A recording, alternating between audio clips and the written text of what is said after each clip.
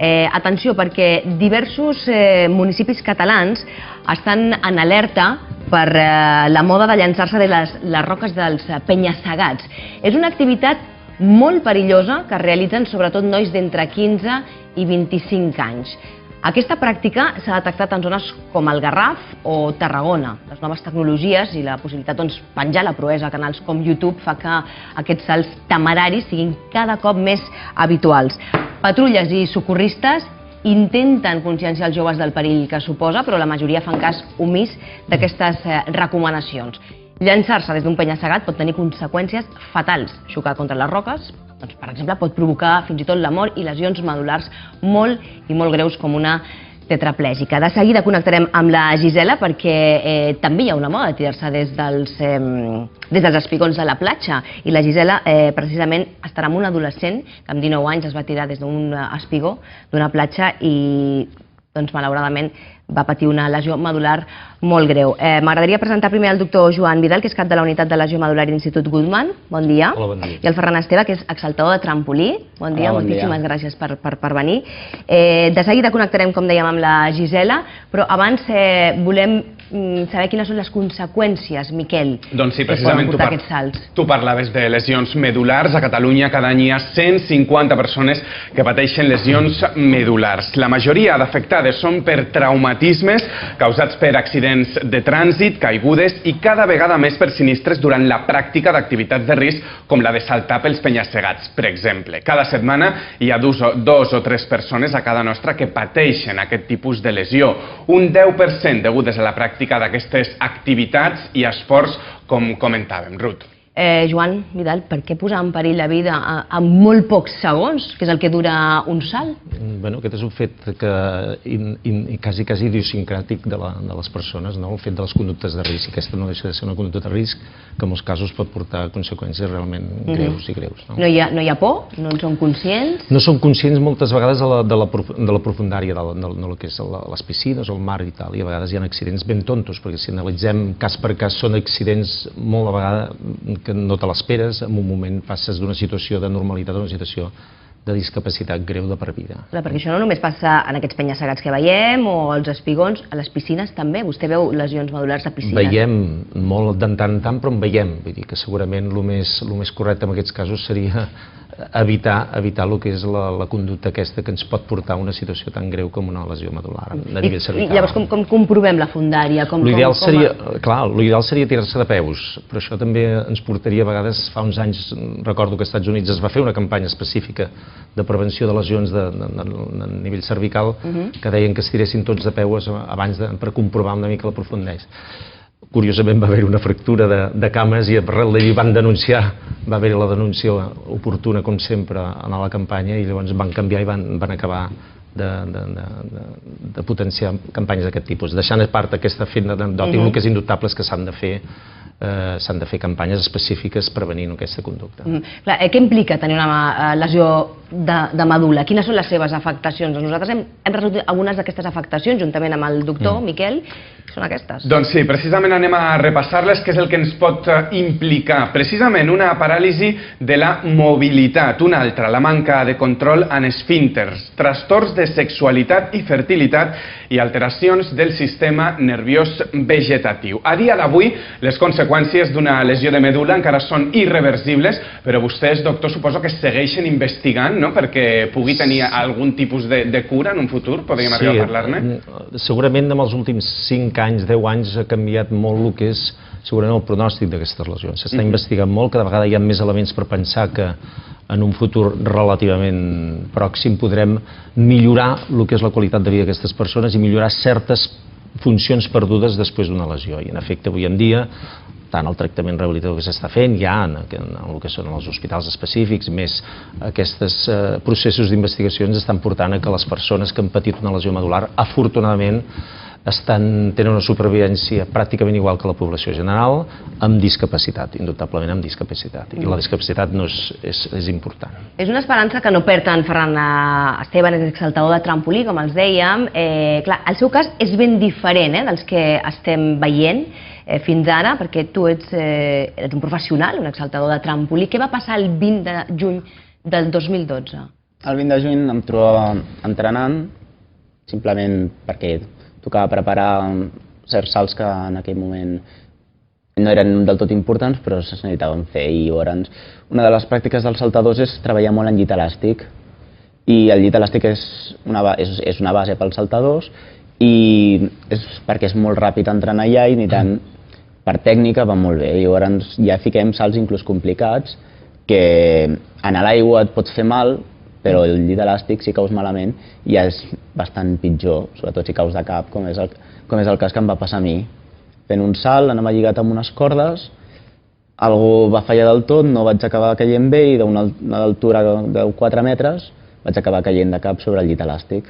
Però el que va fallar exactament, què és? No es pot saber encara.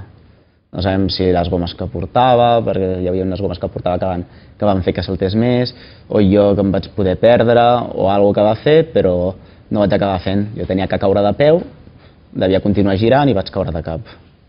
Tot això ho feies en sec, se li diu assaig en sec. Sí, en sec. Ara no ho estem veient a les imatges, precisament t'estem veient a tu, en aquests salts de trampolí, però, clar, ens hem d'imaginar, aquest assaig en sec seria com aquells arnès, no?, que a vegades els hi podem... Jo, el meu fill, per exemple, quan allò que aprenia a caminar, exacte, doncs ens hem d'imaginar, no?, un arnès amb unes cordes que van lligades... Sí, com un cinturó rus. Com un cinturó. Clar, jo m'imagino que la teva vida ha canviat moltíssim, hi ha un abans i un després. Sí, sens dubte és un canvi, però sempre, com les idees no canvien, intentem sempre buscar tornar una mica al sistema com estava abans. Canvia, però intentem tornar a tindre una vida normal i estable. Això et va passar tu precisament, crec, quan tenies 17 anys? 18. 18 anys. Ara en tens? 19. Ara en tens 19. Escolta, quines són exactament les afectacions que tu has tingut? Perquè abans parlàvem de diferents afectacions relacionades amb la medul·la, però què és el que t'has trobat, tu? El principal... Primer, el menys important que ja em vaig trobar van ser les cames, directament, el menys important perquè hi ha. I després, al ser ja una lesió cervical, vaig trobar quines eren els braços, on estava la pèrdua de mobilitat. I et trobes que hi ha bastants músculs que no t'has fixat mai en la vida, que poden ser vitals, i t'has donat compte que uns funcionen, els altres no, i cada un té una funció molt important per les nostres activitats diàries. Clar, la teva professió, és a dir, saltar, aquí ho estem veient, era la teva vocació, no? Era això el que, diguéssim, et dedicaves. El que fèiem diàriament 6 hores. 6 hores. 6 hores diàries. Clar, o sigui, era tanta la teva vocació i tant és així que demà comencen els Mundials de Natació aquí a Barcelona i tu hi seràs col·laborant com a voluntari. Sí, ja que no podia participar-hi, vaig dir que igualment volia estar-hi, de voluntari, ajudant al mal que fos. Vaig dir que igualment els salts eren el meu món i seguiré estant allà. Perquè tu t'estaves preparant per participar en aquests Mundials. I com hi col·laboraràs ara? Doncs en qualsevol cosa que em demanin, perquè la majoria de persones que estan per sobre meu ja són coneguts d'abans, per tant és molt fàcil col·locar-me en diferents posicions on els hi faci falta. Atenció a l'esportista, apuntant números dels salts, qualsevol cosa que em necessitin, jo aniré donant voltes per la piscina. Clar, Ferran, jo no sé, quan veus imatges com les que hem vist abans, nois joves saltant des de penya-segats, què els diries? Que si saltessin abans anessin nedant a veure la profunditat, i jo si fos ells ja ni saltava. I davant del dubte ni saltaries. Jo com a saltador també havia saltat, però sempre amb la previsió amb un grup havíem anat nedant simplement abans de saltar per veure la profunditat. Tu també ho havies fet? Sí. I quina és la finalitat d'aquests joves que decideixen fer això? Valentia, adrenalina, durant aquests segons? És un 90% adrenalina i un 10% demostrar-li als teus amics que et diràs. Sí. Al final és això. Més enllà de la profunditat, jo crec que, ho dic perquè tu ets saltador professional, has estat saltador professional, cal una tècnica. Jo veig, per exemple, aquestes imatges concretes... Això és terrible, que independentment de la profunditat de l'aigua, no són professionals aquesta gent. Es pot donar fàcilment un cop contra una pedra, no? Sí, es pot donar un cop, o simplement entrar malament a l'aigua sense donar-te un cop. La gent es pensa que l'aigua és tot, no passa res, però tu et saltes d'una altura ja considerable, entres de cap, i els saltadors el que ens para el cop són les mans. Si se'ls hi baixen els braços, el cop li afectarà el cap i pot donar-se el cas que es fes molt mal al coll. Dèiem que, clar, a la ciutat és difícil trobar penya-segats, el perill el trobem en els espigons, i la Gisela és a la platja de Somorrostro, on cada dia nens i adolescents intenten saltar des d'un espigó. Gisela. Bon dia, Ruth. Doncs sí, de fet, en aquest espigó del gas que tenim tot just aquí, malgrat les tanques i malgrat els avisos dels socorristes, cada dia hi ha nens, adolescents, joves que intenten enfilar-s'hi, que hi passen i que s'intenten tirar i fan de cas omís a les recomanacions. De fet, això ens ho explica el Miquel Aguiló, que ell és socorrista de la Creu Roja. Em deies abans que entra per una orella i surt per altra, les recomanacions que feu. Sí, la majoria de dies sí. Recomanem cada dia aquí els espigons, tant per terra com per mar. I tenim diferents perfils d'usuari, aquells que són habituals, que es coneixen les normes, que fins i tot nosaltres els coneixem de cada dia i els hi entra per una orella i els hi surt per l'altra, fan el que els hi rota. I després tenim gent que no és habitual però que veu gent saltant i s'hi apropa i salta i quan anem ens fan cas. Aquests sí que ens solen fer cas. Perquè vosaltres el que feu què és? Clar, la potestat que teniu és avisar-los, no multar-los. Nosaltres recomanem. Simplement això, la nostra tasca és sobretot prevenir. És el treball que fem més aquí, anar a informar-los. Mireu, no és un lloc habilitat per saltar, les profunditats sempre van canviant aquí perquè la platja està viva, en certa manera. Hi ha roques, aquí hi ha superfícies enterrades també, que per exemple aquest any tenim tot el que és la vorera està plena de roques. Llavors això hi ha que tenir-ho molt en compte perquè és realment molt perillós i salten en llocs on no hi ha profunditat per fer-ho. I us heu trobat amb la situació d'haver de socórrer algú que per llançar-se, tirar-se de cap o tirar-se des d'aquest espigó s'ha fet mal? Sí, desgraciadament passa. Passa, tot i aquesta feina de prevenció, la gent a vegades no ens fa cas i desgraciadament alguna vegada hi hem hagut d'anar. Una de les persones que un mal dia va llançar-se des d'un espigó és el Francisco Clemente. Ell ara té 45 anys, però quan això va passar en tenia 19. No va ser en aquesta platja, va ser a Catalunya, va ser al Garraf. Bon dia, Francisco. Bon dia. Com va anar tot? Què va passar? Pues bueno, ahora, no había tanta información como hay ahora. Ahora pues, sale por la tele y te explican que si te tiras de cabeza lo que te puede encontrar, ¿no? En la época que yo me pasó eso no salían informaciones de que si te tirabas de cabeza te podías quedar en una silla de ruedas. Tú te tirabas a menudo, ibas con tus amigos a tirarse. Me tiraba bastante. Lo que pasa es que aquel día pues era un día que hacía frío y porque tirarme de golpe para no entrar poco a poco, que costaba más, pues me quedé en la silla. Pero de todas formas no tiene que ser tampoco... Entrando a una ola ya mismo te puedes quedar, o en un río que no ves el fondo, también te puedes quedar, te puedes dar un golpe, es muy arriesgado, o sea, que tirarse de cabeza te la puedes jugar. Tú en tu caso te quedaste enganchado en la arena, o sea, no te diste contra una roca. Fue un golpe de la arena, pero fue suave, Fue un golpe mal dado, o sea, que no fue tampoco muy fuerte ni nada. Me tiré, puse incluso primero las manos y luego di con la cabeza suavemente y luego ya noté que las manos y los pies no se movían, no podía moverlos. Y yo pensé que era un corte de digestión o algo, porque tampoco sabía no me había imaginado que me había pasado esto. Hasta que no fui al hospital y me lo dijeron, no sabía que... Me decías que incluso cuando ibas en la ambulancia te pensaste que estabas muerto por los comentarios que escuchabas, ¿no? Sí, porque escuché a alguien de la ambulancia, no me acuerdo quién, que dijo, pobrecito con lo joven que es. Y yo dije, a lo mejor me he muerto o algo, o yo no sé, me quedé así un poco dudando. Pasa que esto que estoy hablando ahora va en contra de mis principios, porque tenemos un equipo de rugby y como la gente no se queda en silla nos quedamos sin cantera. Ja veieu que Francisco té molt de sentit de l'humor. Tu fa molts anys que va passar-te aquest accident i has, quasi jo diria, creat una filosofia de vida, no? Estàs de tornada de tot. Sí, esto, pues a ver, tienes que tomártelo así, de la vida todo se aprende, ¿no? Entonces, pues te toca estar en la silla, pues tienes que sacar lo máximo posible. Y vivir y aprender y a veces, pues yo que sé, te das cuenta que todo el mundo tiene una silla de ruedas. Algunos la tienen en la mente, otros la tienen, no se atreven a hacer cosas y a veces pues tienen la silla de ruedas y hacen más cosas que a veces que gente que no està en la silla.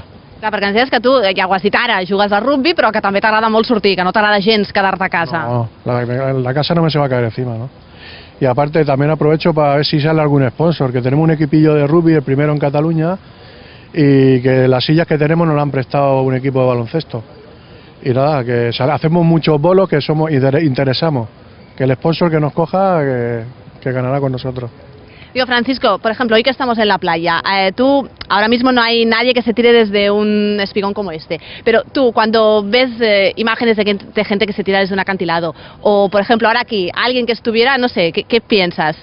Pues pienso que, no sé, que con la información que hay hoy en día y eso, que yo no me la jugaría, desde luego. Porque qué más da tirarte con los pies, que si por muy mal te puedes romper un pie, que si te rompe el cuello ya te queda... Yo, por ejemplo, tengo la movilidad a partir de aquí. A partir de aquí para abajo no muevo nada, ¿sabes? O sea, que ellos mismos saben lo que hay. O sea, que si te tiras de cabeza, tienes posibilidades de poderte quedar en una silla. No sé si un 10%, un 15%, però estàs en el bombo, te puede tocar. Passa que quan ets jove sentíem des de la Creu Roja, no? Que ens deien que a vegades, sobretot la gent jove, doncs potser passa una mica d'aquests comentaris o d'aquestes recomanacions. La Creu Roja dice, ya está el plasta ese, anda, que se pire por ahí. Y te tiras, claro. Sí, sí. Pero yo creo que con la información que hay hoy en día, y vosotros que también os estáis preocupando para que la gente sepa lo que hay, yo creo que yo no lo haría, vamos. En mi caso yo no lo haría. Porque es duro estar en una silla. A ver, yo lo he asumido, estoy a gusto, me siento bien conmigo mismo, pero no es fácil, ¿eh? O sea, te priva de muchas cosas, sales fuera de todo, ¿sabes? Y yo no me la jugaría por tirarme de cabeza. Et va costar adaptar-t'hi? Perquè ara et veiem molt bé, però suposo que hi ha un procés. Sí, al principio pues está la lucha de cuando estabas bien, de cuando andabas, a cuando no, a cuando dejas de andar. Entonces siempre piensas, si yo andara, si yo esto, si yo lo otro. Y entonces como ya no eres esa persona, pues te sientes mal. Hasta que no te acostumbras y te ves como eres tú y dices, mira, yo soy así, quien me quiera y que me acepte, que me quiera así. Porque yo quiero estar bien, no quiero estar a gusto, no quiero tener nada por tenerlo, ¿no? Que tengo poco, pero bueno, lo poco que tenga me sentiré bien. Ens deia el Francisco fins i tot que es va presentar alcalde. Sí, tuve un problema con la furgoneta porque me hacían pagar el impuesto de circulación porque pasaba unos pocos caballos y yo le dije al regidor que, oye, que la silla eléctrica necesita una furgoneta. Y se puso cabezón y me presenté. Y Pero no saliste. no salí porque me quitaron las papeletas, mucha gente que me fue a votar no encontró con papeletas, pero bueno, las propuestas que puse yo, que fue las que me dio la gente en la calle, se hicieron casi todas luego. ¿Sabes? O sea que por una parte salí ganando.